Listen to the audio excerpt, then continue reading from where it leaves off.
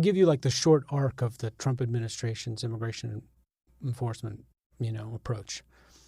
And as I said, right after he got in, the numbers really, really dropped. Right. And which suggests that when Washington sends a message, it's heard.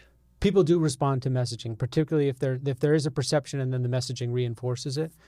But it has to be backed up by actions because, again, after a few months, those the border numbers began to rise again. There was a very important moment that came in April of 2017 when John Kelly, who was then the Homeland Security Secretary, goes on Wolf Blitzer, and Wolf Blitzer asks him about something that had been floating around. He said, "Are you considering, because more families were arriving? He said, "Are you considering separating families, separating parents from their children as a deterrent?" And John Kelly said, "Yes, we are talking about that." And then the numbers remained low, and nothing. They didn't do that. They didn't implement that policy. But when the numbers began to drift upward, and by then Trump was really looking at those numbers kind of as a metric, almost like a barometer for his success at the border on this issue that was so important to him.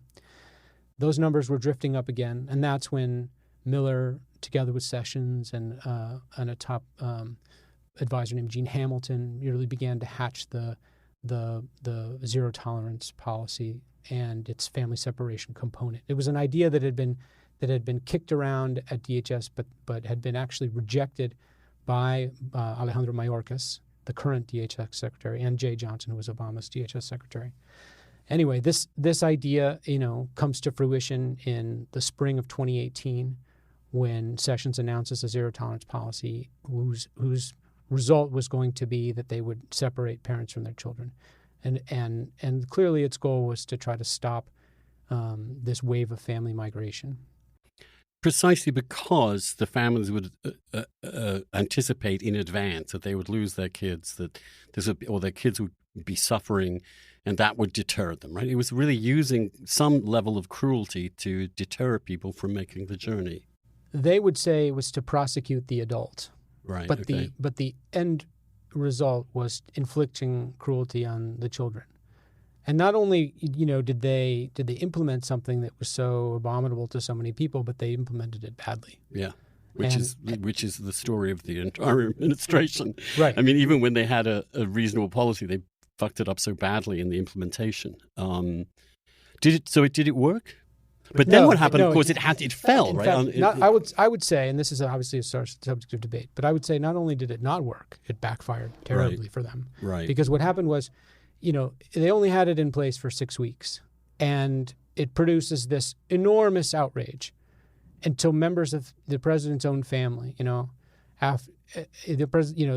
Melania and say you have to end this, right? I mean, it's just intolerable. So by then, the amount of attention that was on this policy was enormous throughout the hemisphere, and the president comes out in June of 2018 and says, we're rescinding this. We're not going to separate families anymore.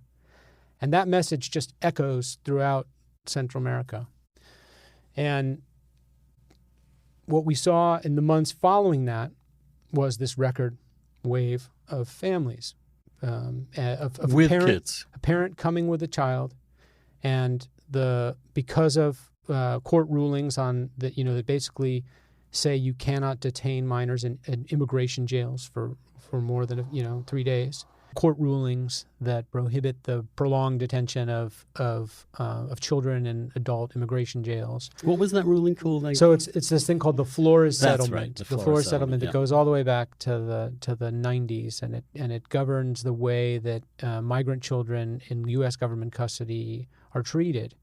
And the big change came in 2015, I think it was 2015, when a judge in California determined that it applied not only to unaccompanied minors, but also to children who arrive with parents.